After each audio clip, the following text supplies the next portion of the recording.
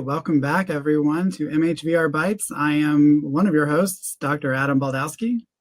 And I'm Dr. Jessica Stone, and we are joined by somebody who's so near and dear and special to me, coming all the way from across the world. Mars. I'm going to call you Mars because that's what we call you. I'm not even going to try to butcher your last name whatsoever, but if you could please share it so that it's said properly and then people will know who they're talking with, that would be great. 100%. So, hi, I'm Marzena Michalewska. I go by Mars. This is my kind of UK established, now US established name. I think it's very comfortable. Very happy to be here. I live in Edinburgh currently, and we know each other for like now, how long it's been? 3 years. Yeah. Yes. Yeah. But we haven't been able to talk anytime recently, so it's exciting to be able to do that today. That's true. I feel like I cut you off. Were you going to say something else? No. I think I can tell a bit more about myself. So I'm principal UX designer, and I design for virtual reality worlds, mostly trainings. And I've been in industry for now about 7 years, more than this.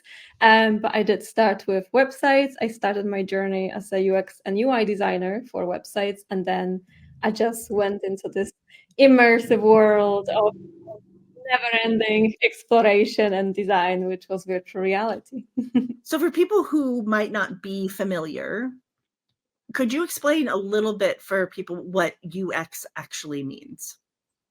Absolutely. UX stands for user experience, but in a very simple way, we're making products usable, user-friendly, basically accessible, so that everyone can go through, let's say, from one goal, they can achieve their goals. That depends on what product you're accessing, depends on what you're using, application or like any platform. User experience is really invisible. The more invisible user experience, the better, really, and the more flexible you are on the website, the more you basically absorb on the website or in any product, and the easier the task is to accomplish, the better UX it is. So we really like unspoken ghost people out there behind the wheel, and that help people to go through their products. Because there are a lot of steps that have to happen for even simple things, whether it's on a website or if it's in VR, if it's in a video game. Like there are so many things that have to happen. I know even in our virtual sand tray program, looking at the assets, and if you take the skin off, so all the colors and everything, there are a million triangles in there and all these things that have to come together so perfectly just to make this little figure. And we're not even talking about movement. We're not talking about anything else. We're just talking about it sitting there, right? So the amazing magic that you do on the development end is so that people who are using the product have no idea that all that is even behind it. And that is the goal, right? I think as well with user experience in general, there's a massive difference between user experience for virtual for website or any kind of 2D platform versus VR. And I think what I've described was more generic way of looking at user experience. But if you think about virtual reality, it's really the spatial awareness and applying psychology, social behavior, and the way how we perceive the world, really, and how we behave in the real world, and translating that into something that it's for a brain kind of new, right? So brain tries to make sense of what it sees.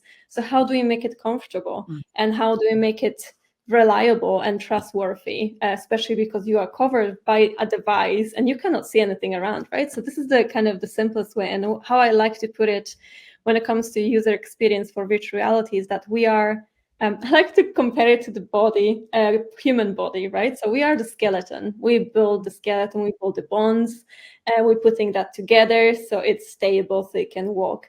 Like there are teams that contribute to it. So you have art team and design team who puts the layers on it, right? So you put skin, muscles, and then you have development who finishes the app so that human body can walk, right? So this is kind of how I really explain it to my parents too, so they understand what I'm doing. So I'm really very behind the scenes, but you're completely right. We apply multiple rules, multiple laws from mostly psychology as well. And I think that is the reason which I enjoyed very much working with you when we were there, because I was just feeling that I'm absorbing all that knowledge from you too, especially you being in virtual reality as well yourself. So that was beautiful for me. I could not stop, being excited that, okay, Jess will be there, perfect, let's just have that conversation. On the other hand, I was very kind of shy and embarrassed to ask questions. Well, hopefully we'll get to do it again at another time on another project. And then hopefully you won't feel shy to ask questions. And here's the point, as I warned you ahead of time, and as I say almost every time, here's the point where I'm going to stop talking for a moment so that Adam can have something to say. Otherwise, we're going to just keep chit-chatting, and that's not fair. Thank you, Jessica. I love this conversation because I teach design, the graphic design on the side. Although now that I say that, if my boss hears this, he might not appreciate the on the side comment. But anyway, in your book chapter for shameless plug, the mental health virtual reality book, you talk about accessibility components, and I love that with the idea of user experience, because something that annoys me when I'm talking, like I'll be on like virtual reality sites on like social media, on Facebook and stuff, and people always complain about, the game just doesn't look realistic, or it doesn't, do this thing that I want it to do. And I'm just thinking, we have a device strapped to our face. We're communicating with people across the globe. I'm in this virtual environment, and I remember growing up with Pong. So this is pretty cool. Well, what more do you want? So, from an accessibility standpoint, user experience, what's a big challenge for you when it comes to trying to reach the masses? Yeah, there's plenty. I think one of the biggest blocker I want to say is that virtual reality is very new. If you think about it, that it's been applied to public really, and for use that is almost everyday use. And we found the cases to use virtual reality. So this is the biggest blocker because it has layers to it, right? So adoption, people trust, but also there are plenty of rules or under not discovered yet places, especially with accessibility, with design itself, that we just finding out as we go, right? So we learn as we go. Maybe now, like after a few years being in the field, there's much more many people who are actually designing for it. So we're trying to find a standardized rules and kind of writing those rules and finding the pattern that actually works. But before that, we didn't really have that. So it's kind of, if you think about it, it's an open canvas that you're just going there and trying to figure out yourself what works, what doesn't, with very little group of people. If you think about as well, just step back a little bit, website has established base of users. Everyone now uses website. Everyone now knows how to use phones. No, we have certain behaviors or created mental models that we expect from people. And we try to meet those models, right? When we design for website, we always use the same forms, the same patterns, right? We don't have that for virtual reality because it's just too early to say it. There is still years to discover what the pattern really is. So when you're really trying to test that with people, they also resistant, they're biased because it's a new technology.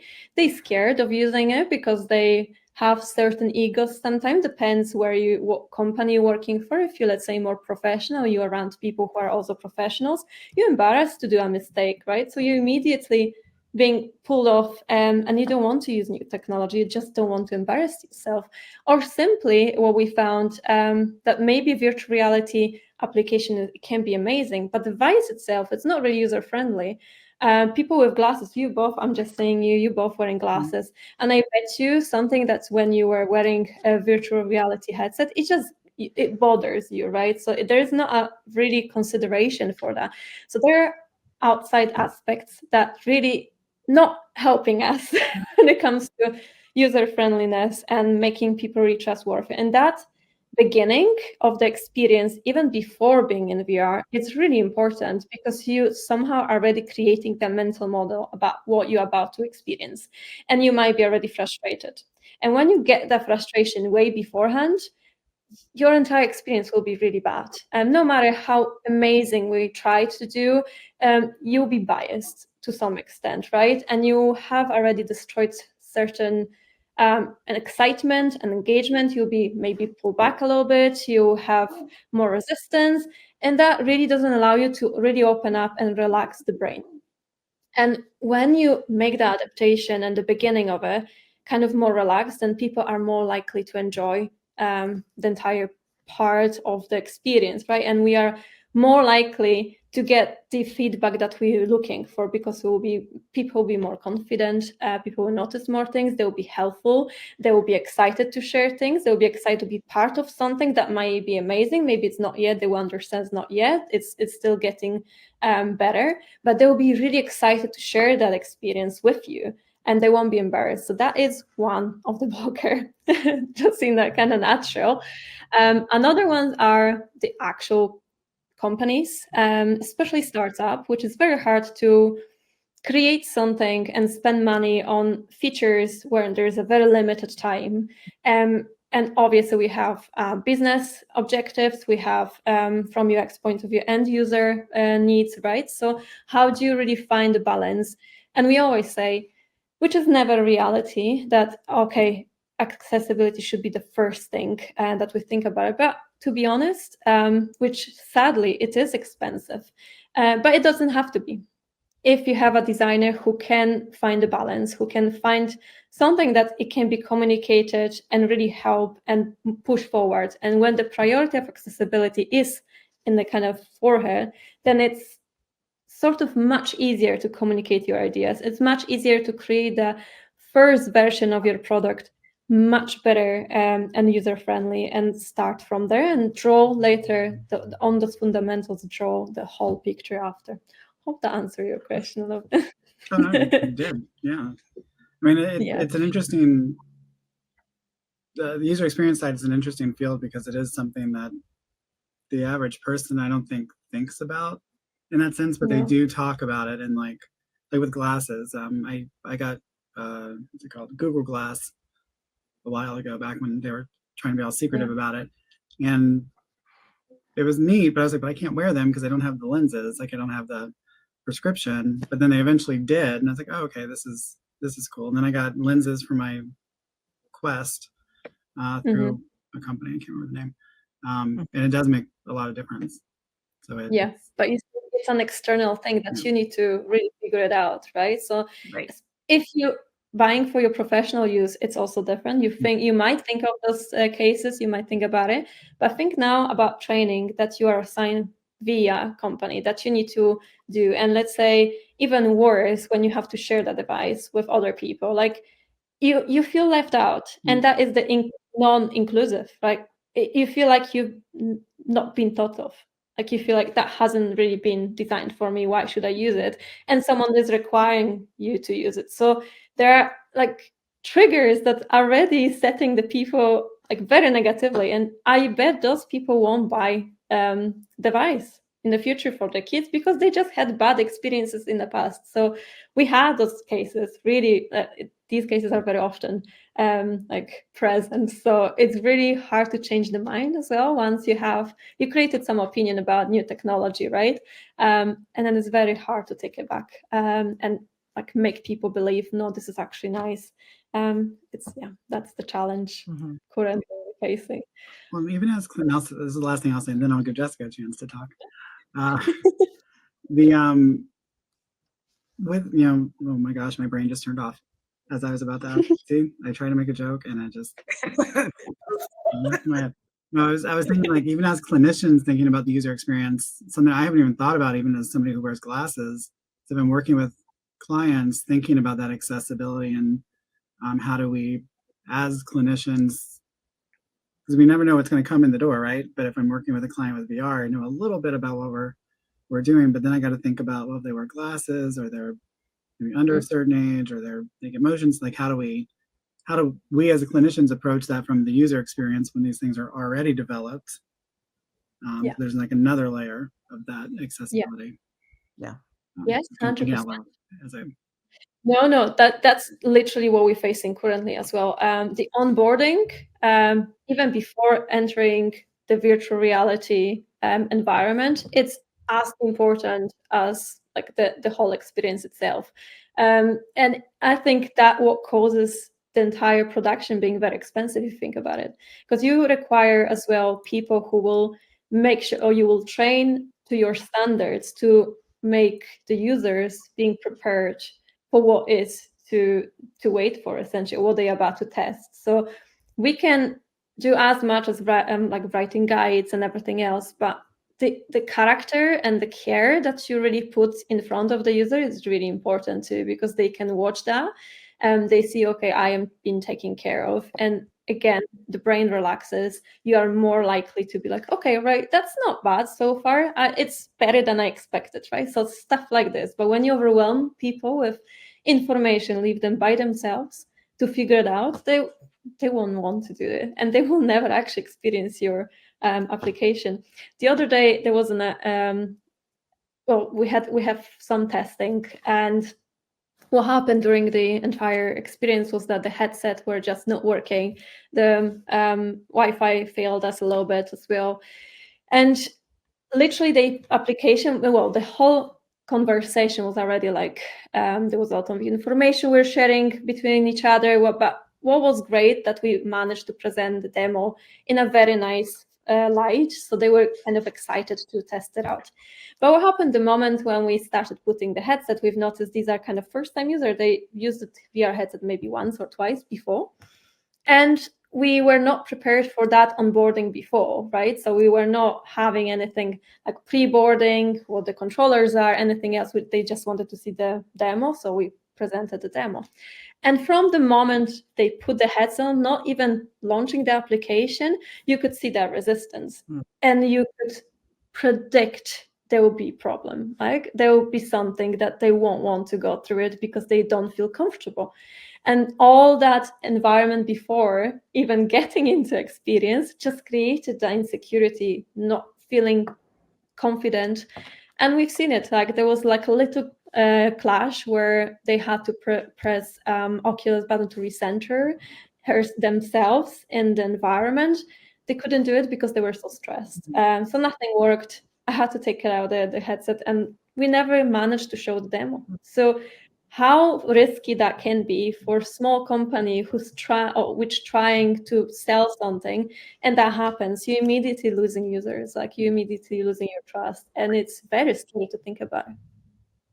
One of the things that struck me early on in my interactions with you, I don't know if you remember this, we were in that little like island area of the office in London, and there were lots of things happening and lots of people, and we got into a conversation about, I believe it started with the haptics.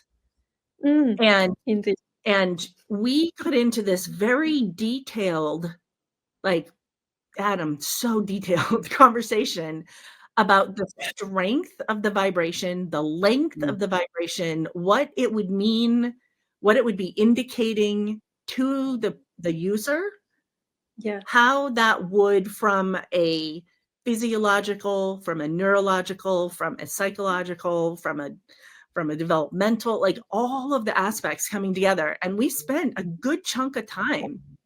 I think we even went off into a little cubicle for a little while. Like we spent a good chunk of time on that detail. And as you were talking about earlier, it's all that time. That's your time. That's my time. Both of us experts in what we do. I'm sorry if everyone can hear the dog. Hopefully it gets filtered out. I get a dog right outside my window. I'm sorry. But all the time for both of us to do that, and the difference it makes in the final product.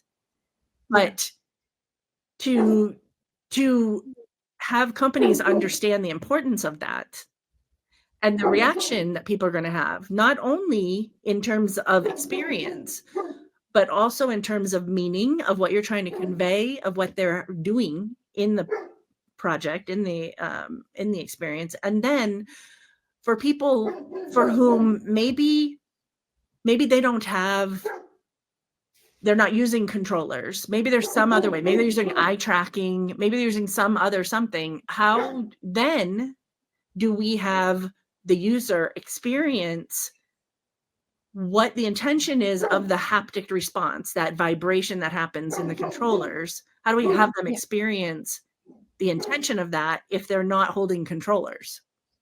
You know, like that's just one piece. I mean, we talked about sounds and colors and length of time they were in anything. I mean, there were so many minute details that were going into the work that we were doing that I think were so important. And I just was so, I want to say, floored, because I'd never seen anybody in all the time I've been working in this arena. I've heard people theoretically talk about the importance of accessibility, but I'd never had the experience of someone who not only talked the talk, but walked it and said, okay, but what about people who are hard of hearing?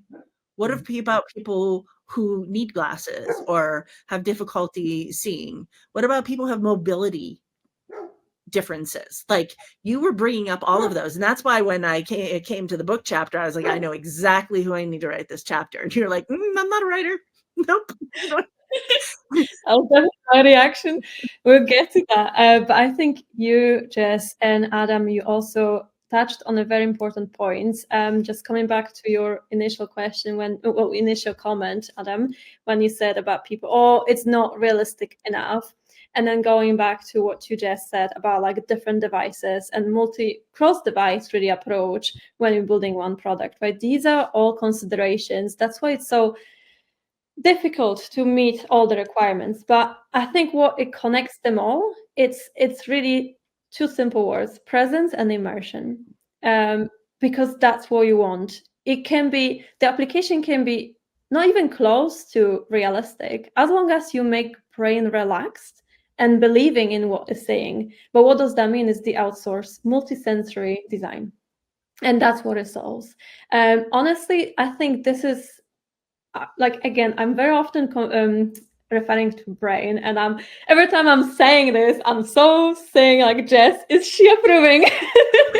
I love psychology, and I always did, and I think that's what also helped me many times to make decisions over certain bits.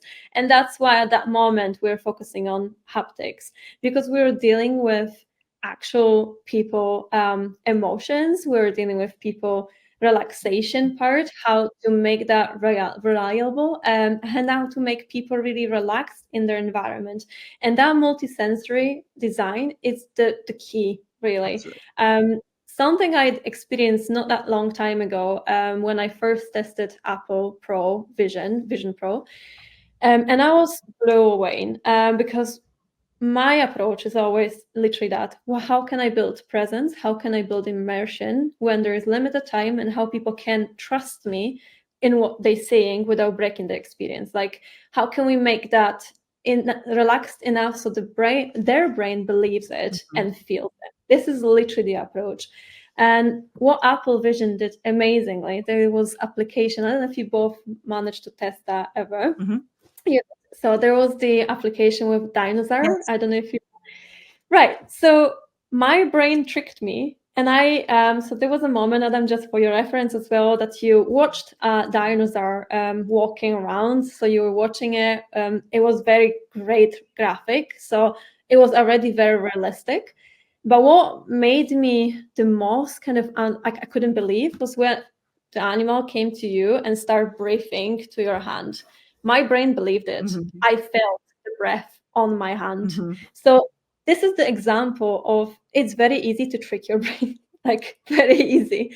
But how you do it, right? That's the question. How do you make the whole world, how do you translate the whole world into the device and make the brain relax enough that it believes it? So it's possible. And those are the kind of contexts like haptics can help.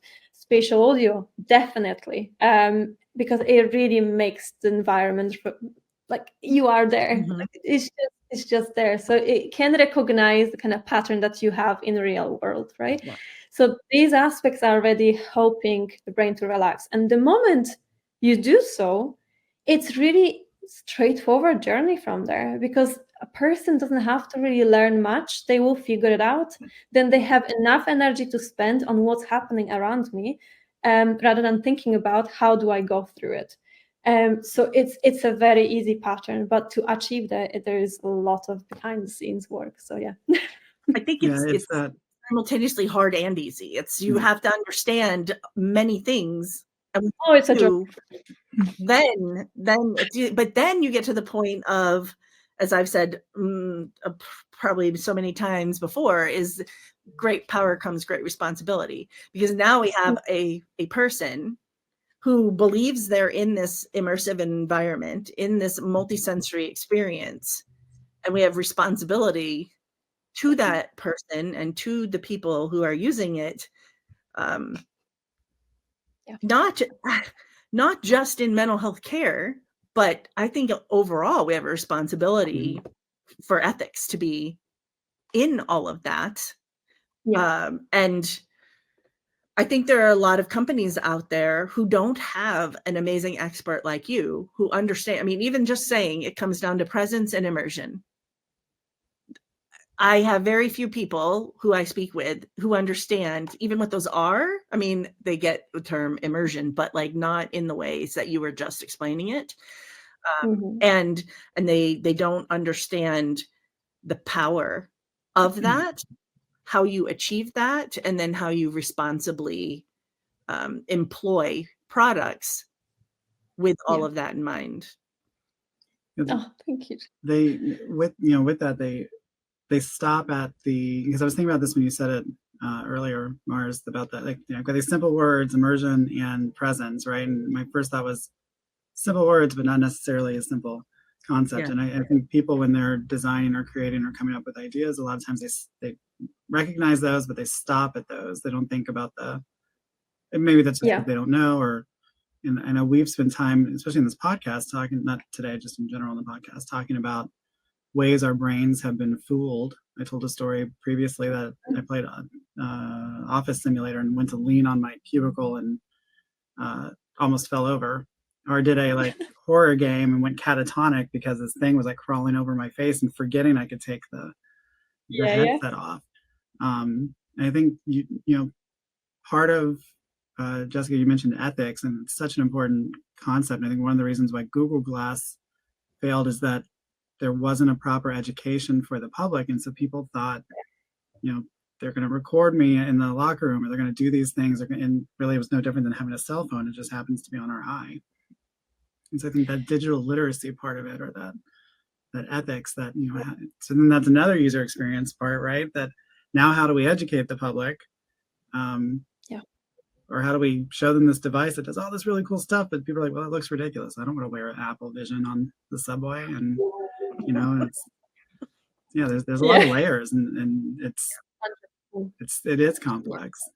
And if it's done right, there's a magic to it, right? That the user then doesn't realize that all this stuff is in there, or that's been thought of, or like I can feel these, or see this dinosaur, and my brain is tricked, but there's a whole layer of information that hopefully they never have to address, because and decision making as well.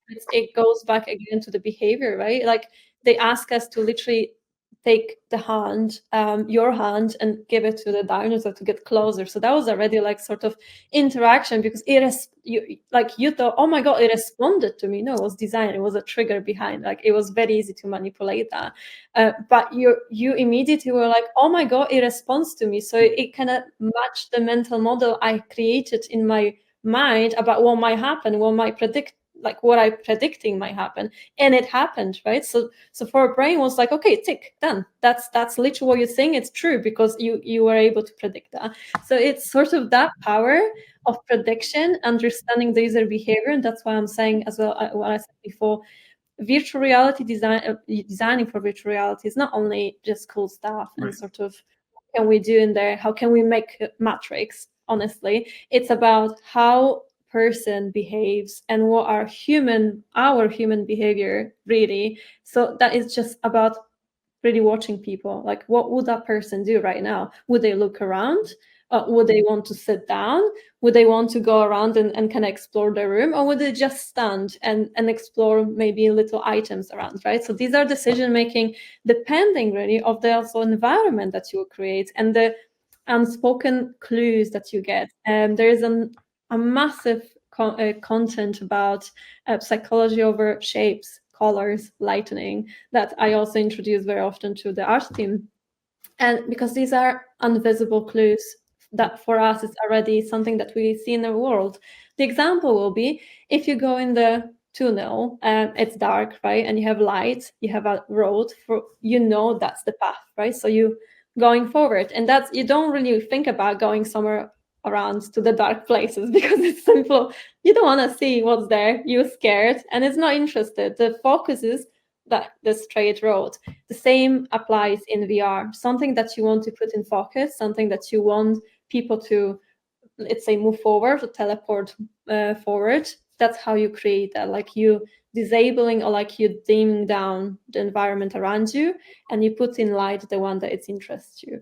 And we did apply that in our project that we worked together, Jess. I don't know if you remember one of those things, but we did exactly those techniques. We tried to create that invisible language that they could follow without even having to see written clues, right? Because again, it comes back to cognitive overload. We don't want them to read constantly, step and think what they're seeing and try to figure out what we want. It's the organic way of figuring that out because it brings you level of accomplishment, if that makes sense. Like, oh, I managed there together. It was so easy. If I've heard from someone that experience was so easy to go through, I'm done. I managed, I made it. That's a user experience. If that's the feedback that people will give me, I'm kind of like satisfied. So from you triggered a question from an ethics. I don't know if this was thought of with the Apple Vision Pro, but you're talking about the dinosaur experience, and they, you put your hand out and they come up and interact. I'm just thinking, like, ethically, like, what if you did that with other animals who aren't extinct? Would somebody then maybe in the real world go, oh yeah, I could walk up to that lion and put my hand out and see because I did it, Yeah. It's obvious, I would hope not, but I could see like that translating to like, no, this isn't how it's done, and then oh no, I don't have a hand. Yeah. I think there are a lot of things, though. I mean, that's a I want to say age old, not really, but yeah, as long as say digital games and video games and all kinds of stuff has been around, it's like, what's the translation from the brain believing something is real to generalizing that out into day-to-day life? And there are things, particularly as therapists, there are things that we want to generalize out into their day-to-day life. And then, so we want to harness the power of all of this, the UX design, the accessibility, the many, many, many components behind the scenes of that experience for that person. We want to harness and really capitalize on all of that power to be able to use it for good, which would be for them to benefit in their day-to-day life from the things that they learned and experienced and thought through, processed, whatever it might be. But with the acknowledgement that the flip side of that coin also exists, that there are some generalizations that could be made that won't benefit the population, the person, all of that. And that's where I think the responsibility of one of the places that responsibility comes in, which is why I think, Adam, you were talking about it in terms of ethics. Yeah. And I think that there's a lot of conversation, or at least historically, I think it's gotten much better, but there's a lot of conversation of, oh, because that side of that coin exists, the whole thing needs to be, rejected and not taken into consideration. And I think it's the exact opposite. I think we need to get so down and dirty in the details that we understand it to the point where we can capitalize on the power for good in it. I think we as a human being in general, we tend to run away of the things that are dangerous or like bring some certain risk, right? So especially if you're professional and you have certain decision to make, you rather go for the safest option rather than to have time to explore it and then fail, if that makes sense. Because that, for me, fail, it's a success. because you learned what you cannot do and you never will apply that again, right? So this is sort of the way how to look at it. But I completely agree with you, Jess, that that's literally the tendency to do. The moment something is uncomfortable, it's being literally pushed away, and no one even dares to explore it again. Very often that's what happens. And in VR too, I don't know if you noticed, but like the patterns that are being repeated, it's mostly based on the big companies that were first there, who established certain rules or certain norms, I want to call them, but they are not really. And everyone after that followed that. No one really dared to explore something else because it was like, oh my God, Oculus did that, so we need to follow the same way. But if you think about it, they are just a company and they probably did the test. They never spent as much time. Well, they had resources to have enough time, but they didn't have at that moment the amount of people who are using it, right? So if you think that way, it opens up the conversation. All right, there is a space for exploration. There's always a space to bring some new rules, to figure out some new approaches and to look at things differently. So how do you want to do it? So there is really massive space for exploration. There is still lots to learn. So the windows and the doors are open really for people who just want to enter it. So from a user experience perspective, like I know you work on the back end, right? We work on, I guess, the front end. Sorry, yeah. Both. Yeah. Like I don't develop. I don't have the technical know-how to develop anything for VR other than maybe flyers to promote that I use VR. But I'm just wondering, like, from your experience, what do you wish maybe therapists, since we talk about mental health, those of us who are using VR with clients, is there something that you wish that we would ask or we would look at from a user experience perspective, from how we use it with clients? Since we're not developing, we kind of can only work with what's been developed. That makes sense. This is beautiful. No, I love that question very much. Definitely. I think the first thing that comes to my mind, from a very open, like beforehand, it's what we touched on at the very beginning. It's how, like, it's small steps to success, right? So how do you make them believing and trusting in technology? Because I feel the more people will make like reliable on technology, the more they will see the use of it. If you think about it, like it's that moment of making them comfortable, it will cause a chain of, oh my God, I've tested that, you need to try this out, it's beautiful. So the chain of positive perspective for the new technology, because I still believe virtual reality doesn't really show you full potential, because people are afraid. That's one thing. Second thing, for the clients, is they open for exploration, like allowed and create, especially if you focus on virtual reality or immersive reality, mixed reality or augmented reality. Allow your team to explore. If you want, just dedicate few people, because people want to. Let's say if I have a space for a side project, I will take it because it allows me, it gives me a chance to really explore new technology or like new system, or just test it out things. But normally you don't have time for this because everyone is focused on that one delivery, but no one really thinks about behind it. It's like, what if we created a little lab that we can test it out and play with things and just have fun with it? No one thinks of how important that is, by the way, because then you're developing new skills, you're developing something that you also will be using, by the way, as you're going forward. Because if something is successful, you're just using it. And you tend to kind of then test it more and more. So I think that is the second one. Allow for creativity, like create a space for creativity, especially when it comes to VR, for exploration and like testing things out internally even.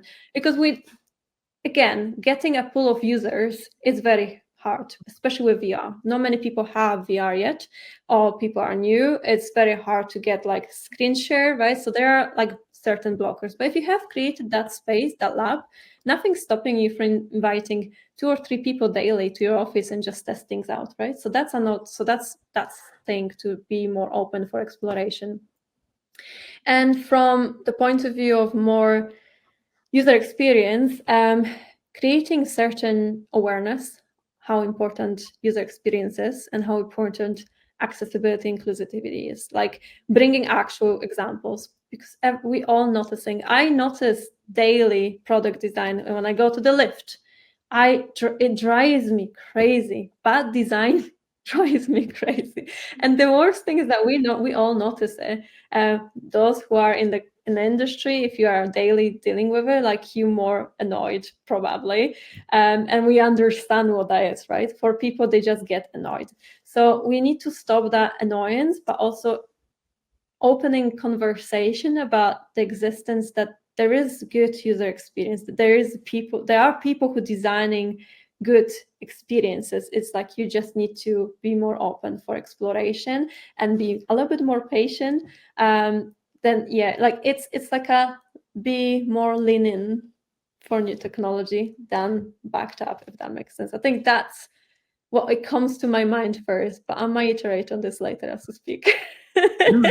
I thought about this earlier because I wanted to say it to you. You mentioned that when you were approached about the book chapter and feeling like, I'm not a writer, and I hate to tell you this, but you're now a speaker and a writer, and you do a really good job at it. So you might have to change your user experience about that.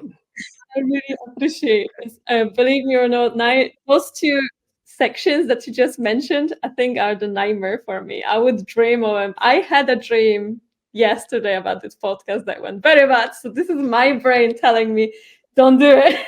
So it was I'm joking. I love being or putting myself out of the comfort zone. And I think this is also why I like exploration with things that are not really 100%. Like I like take risk, and we did take risk during our projects when we were doing with Jess as well, and I loved it because it did open up the door. So I think taking risk is quite important in your life, just as a general motto. Well, and you have the goods to back it up. Yeah.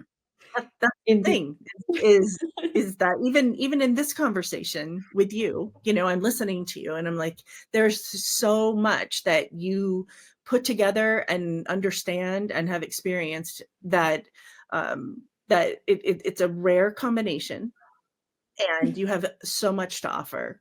And I hope that we get to do this again, because I think we can go off in so many directions. So hopefully it was not the nightmare that you that you envisioned. No, I think I love talking to you as well, because you both understand and have experience with clients as well with the new technology. You say, Adam, you are in graphic design as well, so you are in creative industry as well. You know how sometimes it's very hard to kind of sell your ideas as well. And it's really, that applies to everyone. You, Jess, you work in psychology, you are in VR almost all the time. You know how hard it is to communicate certain things in whatever you have in your mind or people are struggle with, and or to change someone's mind. We don't want to change anyone's mind, but at least maybe bring some clarity or like bring a different perspective, right? We all know how hard it is. Mm-hmm. And honestly, these little professions are niche professions. I want to call them, because they are. There's not many people can do it or want to do it. So it's also that perspective. So I love people who are passionate about the project, about the kind of profession they work. It's a very different environment when you work with those sort of people. Because if you work with people who are just there to be there and they want to finish and go, which is not a bad thing, by the way, but there are people who don't care about what they do, right? And it's as sad as it seems, I would never want to be that. I would rather change my job and do something which I love, which I'm very lucky to do. So that's the conclusion.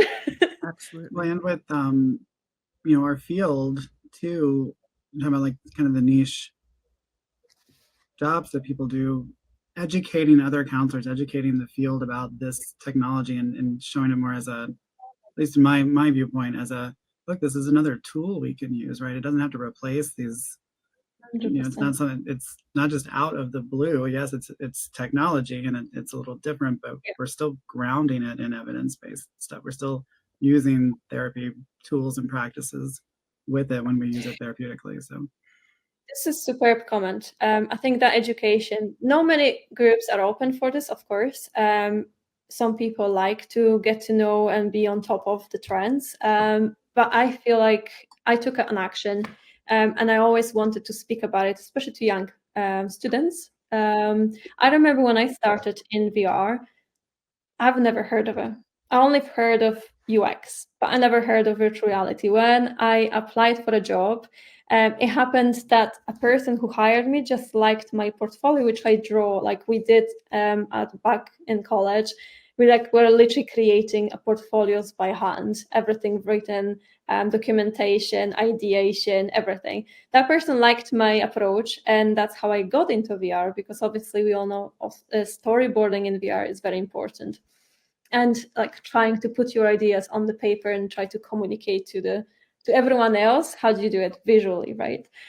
So that was very new, and I always try to make sure people are aware of these professions, that they are actually interested into going into one, or even going forward with kind of futuristic approach of AI, virtual reality as well.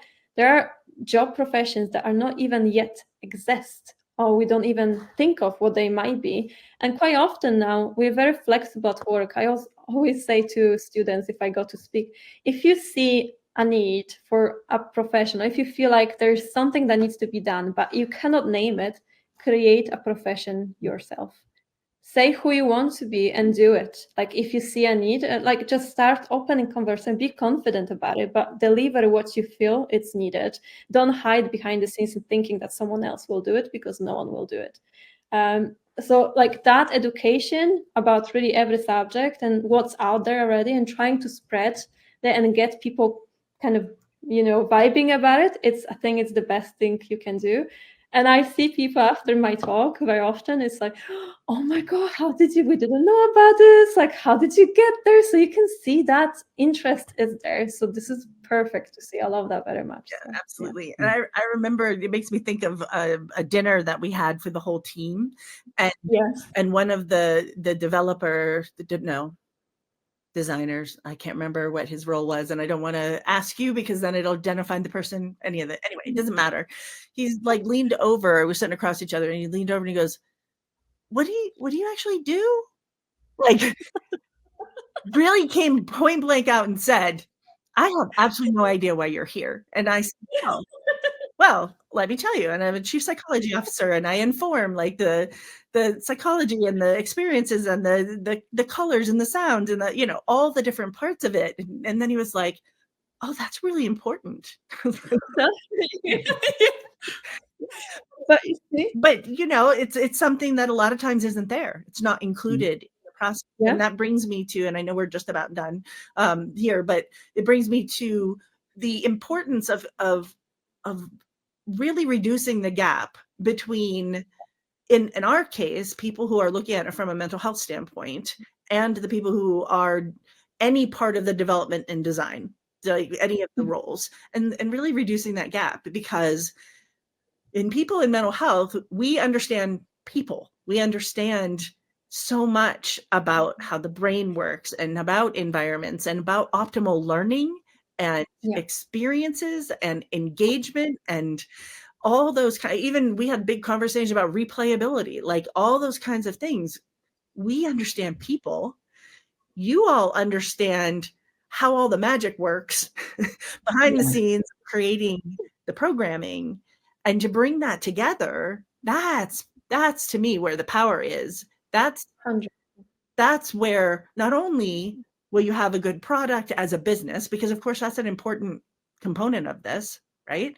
But also you're going to have users who are, as intended, having the experience that either was from the outset, that's what you wanted this person to experience, and you have executed it beautifully. And or they also could have alternate experiences that are maybe unintended, but were really powerful as well.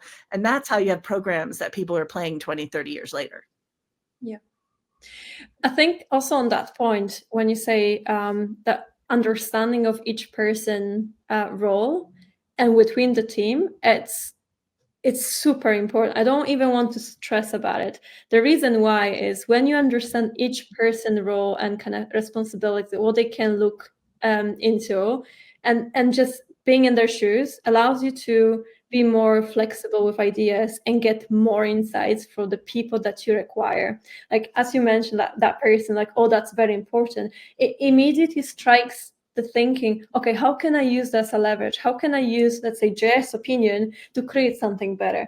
And you want that collaboration with people. Like, you don't want independent pieces working separately. You want everyone to be like fully immersed in the project, right?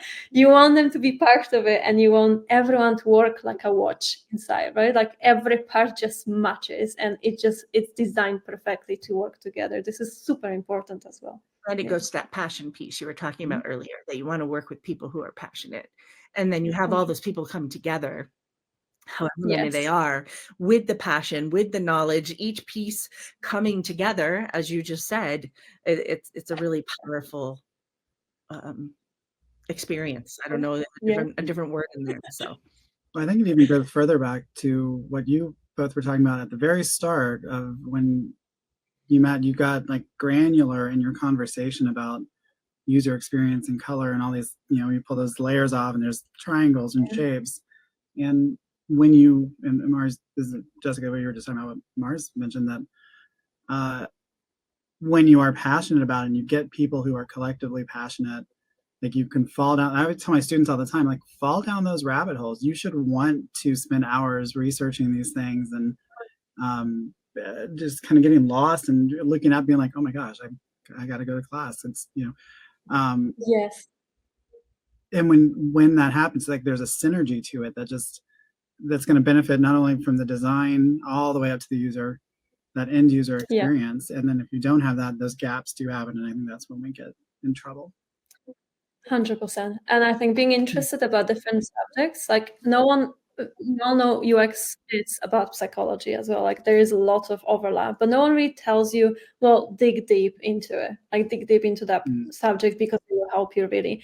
It takes really interest to go in and try to connect the dots. But the moment you are in it, like we work with neuroscientists, right? This was for me mind-blowing, because how can you normally, if you put these people together, if you put Jess together, okay, psychologist, we didn't know it that you were working there, like we were just, okay, Jess is psychologist, right? We had those tags and labels that we were putting, right? We had another person was a neuroscientist.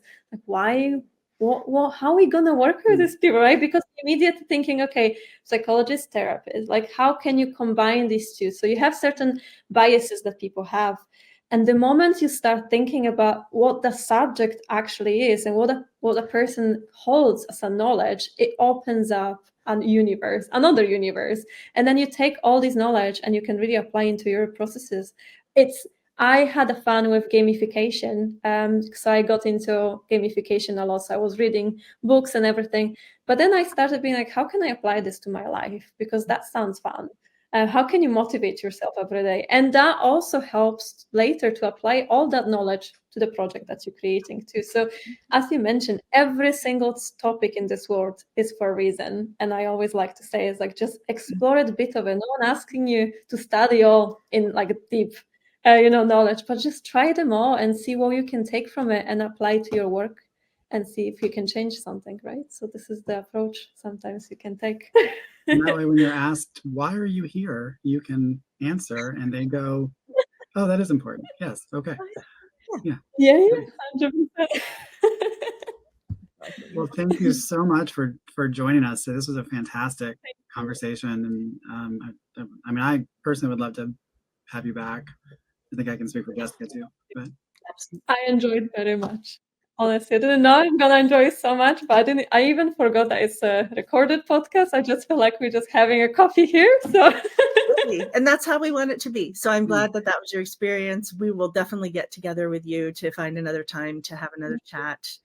I'm looking forward to it. Definitely. And then I definitely can talk more about the actual book as well, because I spent a great time of reading each chapter too, and I love everyone that you just picked. I think that book is very powerful in terms of everyone because there's so many subjects, again, just tackling to our conversation, so many subjects that you can get a sense of it and just understanding a little bit of the profession. It's beautiful. So yeah, I'm really grateful that I was able to make it to this book. I'm so And now glad that you are a writer, we do have to bring you back so you can talk about your writing. So. I don't go there. I just touched a little bit of it. Author, podcast star. Thank you guys. That was See amazing. you next time. Perfect. Before we, just real quick, is there anywhere people can look you up or find you, or if they want to learn more about you? Yes, the easiest one is LinkedIn. I'm very happy to connect on LinkedIn. I personally away from social media, if that makes sense. So really the only platform is LinkedIn. I also have my website, which is my name and my surname.com. I can share that later as well. So that's what I try to hold and try to keep updated portfolio, but I'm not promising. And I think there are some projects people can look into. My LinkedIn and my website are the two sources. We'll be sure to post those in the show notes. Well, thank you for joining us. Thank you everyone for listening. This has been another episode of MHVR Bytes, and I hope you all go out and experience life as, users. Just trying to bring in the user experience thing. I don't know if I did that well. That was beautiful. Right. Thank you. This episode was brought to you by MHVR in partnership with the American Medical Extended Reality Association.